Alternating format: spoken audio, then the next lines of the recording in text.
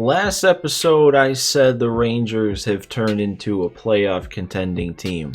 We've been really hot lately, picking up a lot of wins, still 4.5 games back, but the fact that we're hanging in there is just a testament to how good this team seems to have become. I noticed when I was loading the save file just now that it said the date was July 10th. So that means we're like right up on the All-Star break, and unfortunately in March to October you can't really do anything with the All-Star team or Home Run Derby or anything like that. You can't even see who your All-Stars are.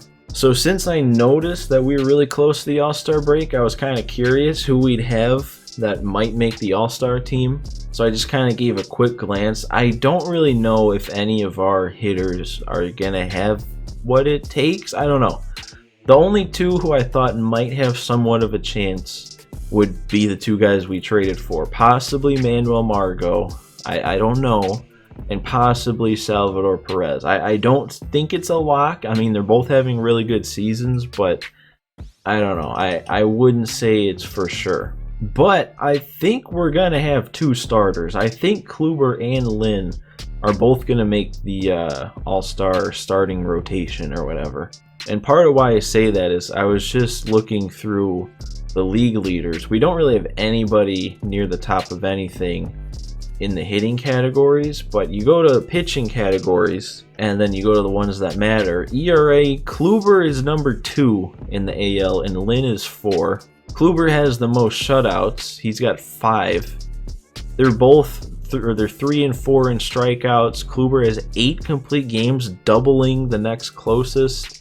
Most innings pitched. And then whip, they're 2 and 3. Pitching war, Kluber's 1, Lynn is 3.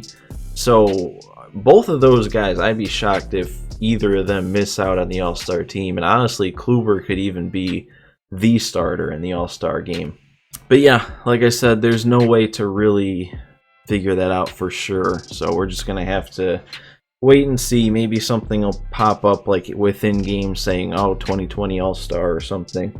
But also with it being July 10th, we're getting pretty close to the trade deadline, which is more important because in my opinion, we really need one more pitcher, preferably a lefty in the bullpen. But we're just going to have to wait and see if that happens. But right now, we've got a game against the Yankees. We're going to be in the top of the 7th, so we're hitting with 2 runners on and 2 outs. Margot is at the plate, it looks like, and Tanaka is still in the game, I guess. He must have been their starter. Well, obviously, what else would he do? All right, Margot 2 for 3 in this game so far, but this is a big at bat. Actually, no. Nope. I can never do anything when we get put in the game with runners on. Especially if there's 2 outs. Who's playing third? I'd much rather see Kiner Falefa's gold badge under third baseman on that kind of play. That's Nick Solak at third. We've got a slightly different looking team. It looks like Solak and Trevino got the start. No, man, that didn't even seem like he hit it hard. That too. What a start to this key moment. I don't know, maybe we're not playoff ready yet. I don't want to say it, but very early. Alright, I'm going to bring in Nicasio before we give up any more dumb solo homers. There we go. That is going to get caught, right? I forgot to switch from my pitcher. That's why I always switch from my pitcher. Dude! Oh my god! Alright, leadoff walk. That hasn't always been the best thing for this team. I feel like I usually struggle to get them around. Hey, how about that? Awful pitch to swing at. I don't know what I saw in it, but it worked. Alright. He was definitely trying for the... Oh, and he bobbled it. Okay, that's a run. I was sending him anyway, but I thought it was going to be somewhat of a close play. Wow, he got me on 3 sliders in a row. Don't know how I got fooled on the... Oh, Nick Solak. Oh, I can't be looking at that, but man, a backdoor high slider. Okay, we got the walk. We worked the walk. Bases loaded, 2 outs. And alright, I was actually going to pinch hit for Shin-Soo Choo, but they brought in a righty, so I might keep him in. Yeah, okay. Hey, I will take a free run like that. We got 1 to go. Elvis Andrews coming up next. He could definitely get the job done. Please. Oh my god, that was a rope, and it's not gonna get down. Oh, come on. This play's got to be made. Odor with the nice jump on that one, and here we go. Top of the 9th, down 1. Can we keep the momentum on our side? We got to put up at least 1. Oh, good sinker. That was disgusting. That's gonna do it. Left a fastball pretty much right down the middle. We're going to get a single out of that. And I am not hitting with Jose Trevino. No. We are bringing in our big gun here. He's on the bench for this game, so it kind of works out. Huge at bat here. Dare I say biggest at bat of the season. Against a team like the Yankees. I was ready for that, though. No. That was a pretty good swing, and it of course was right to him. I said after we gave up those 3 home runs, maybe we're not a playoff team, but honestly we kind of battled there, and we were, I mean, 1 swing away 2 times from taking the lead. You had the Andrews rope that was just hit right at the left fielder, and then that last one with Perez that turned on a high fastball, and somehow a pitch at the letters becomes a grounder into a double play. We'll be right around neutral. Yeah, it's gonna say snowflake, but that's pretty much neutral. It's not gonna have any effect. So we end up picking up. Oh, there's this. We got our first half report here, so I guess we're like exactly halfway through the season, or maybe this is the All-Star break or something. We got a 4.5 star rating for this first half. We're smashing expectations. We had an expected wins of 42. We're 12 above that. I guess we're 6th in batting, 10th in pitching, 18th in fielding, which that's a pretty solid rating, but our division is tough this year, man. 4th in the division. And hey, we could be rated half star or 5 stars. As long as we're 4th place in the division, that's not where we want to be. All right, what do we got here? We lose, really. Just because we don't have momentum, we dropped 3 in a row to the Twins. All right, more games here. We picked up, oh, it's HADER. We got him. We actually got HADER to pop up. We're actually about to pick up Josh HADER. I mean, this is exactly the opportunity I wanted. Brewers were having a down year, HADER himself having a down year. If there was ever a time to actually get the trade for Josh HADER to happen, it was now. I can't believe he's only an 85 though. But yeah, I mean, this isn't even a question for me. We're only in it for this year. Josh HADER joining the bullpen, that might be the exact piece we needed. And we're finally getting another game here. That was a long simulation. Yeah, and we dropped down to 6.5 games back now. Why is this division so good? Like, what are the Angels doing? Alright, so now looking at things after the HADER trade, it looks like that is what got Sam Huff sent down. So we have our extra bullpen spot now. And really, I kind of don't want to have HADER be the closer. Like, I do think he's better than Leclerc, but Leclerc's having a really good year, and I kind of want HADER to be someone to pitch like a lot. And I wish there was a better system to have guys pitch in more situations or whatever. I don't know how it would work. But it seems like everyone who is designated as a middle relief guy is getting a lot of innings in. Especially Jonathan Hernandez. Like, this is the position I want HADER in. So actually, I think I'm gonna move Lyles there back to long relief. And I'm just gonna put HADER where Hernandez was, and hopefully that does whatever it needs to do. So I want HADER to get a lot of work in. And if I'm not mistaken, there was still like a week maybe left before the trade deadline. So maybe there's a chance at getting another guy. I'm going to adjust this screen just in case. Alright, so the only thing I did here for players to target, I went big. We're going to go big. Why not? But I put in Giovanni Gallegos as a player to target here. It seems like the Cardinals have kind of given up on him. He's not having a great year, 6.75 ERA. But if you look at his morale, he's actually an 88. His morale is way down.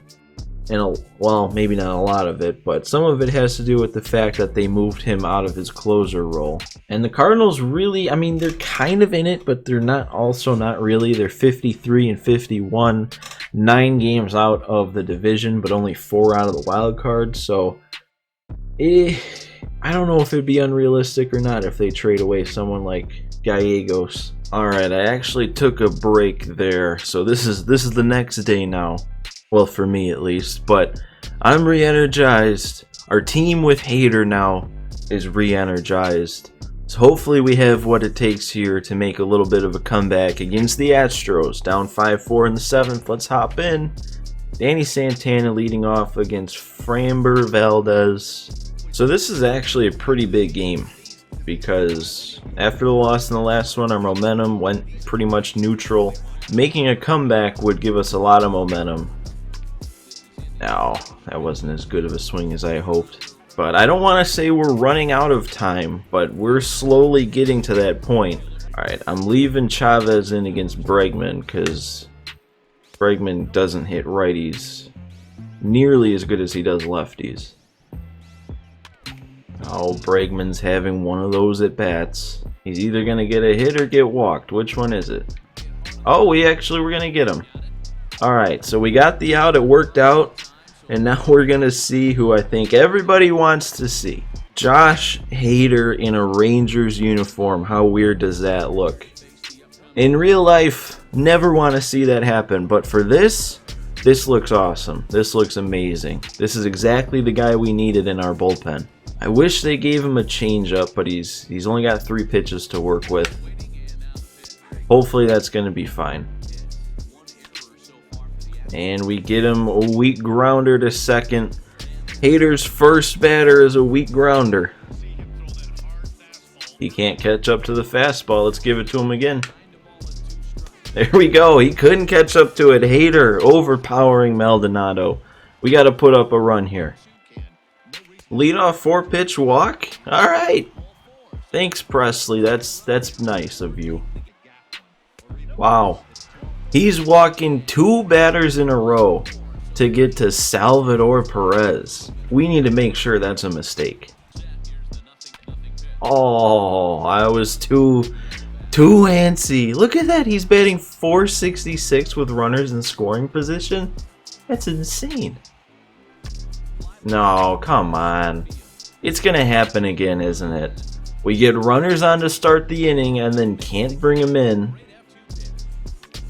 You are kidding me. That ball couldn't get any more right down the middle. And that's all I did with it? I mean, don't get me wrong, that's not a great swing. But I feel like that's a whole lot better than a pop-up to the catcher.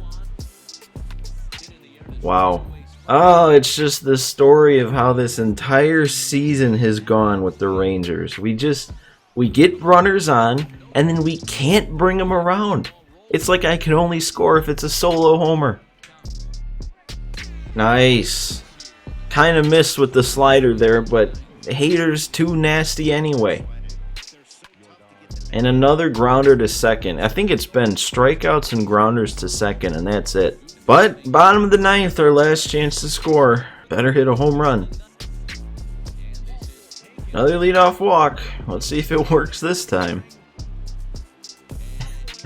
2 walks, 2 innings in a row to start off each one.